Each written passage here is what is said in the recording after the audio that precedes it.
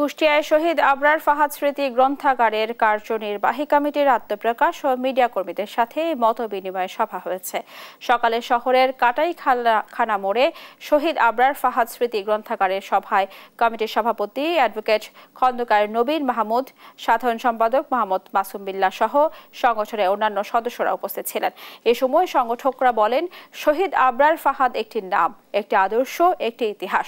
তার আদর্শকে সামনে রেখে জ্ঞান চর্চার একটি মুক্ত পরিবেশ সৃষ্টির লক্ষ্যে এই গ্রন্থাগার গড়ে তোলা হয়েছে। শহীদ আবরার ফাহাদ যে আপনার সাম্রাজ্যবাদ বিরোধী, আধিপত্যবাদ বিরোধী যে তার স্লোগান নিয়ে সে আগে গিয়েছিল, সেই কার্যক্রমটাকে বেগবান করা। শহীদ আবরার ফাহাদ স্মৃতি গ্রন্থাগার তার জন্য একটি মাধ্যম হয়। আমরা এই মাধ্যমকে ব্যবহার করে, এই গ্রন্থাগারকে ব্যবহার করে আমাদের যে সাধারণ শিক্ষার্থী আছে তাদের মাঝে তার যে দেশপ্রেম, তার যে স্বদেশপ্রেম এবং তার যে আদর্শ, দেশের জন্য তার যে আদর্শ কাজ করতে, আমরা সেই আদর্শটা ছড়িয়ে দিতে চাই।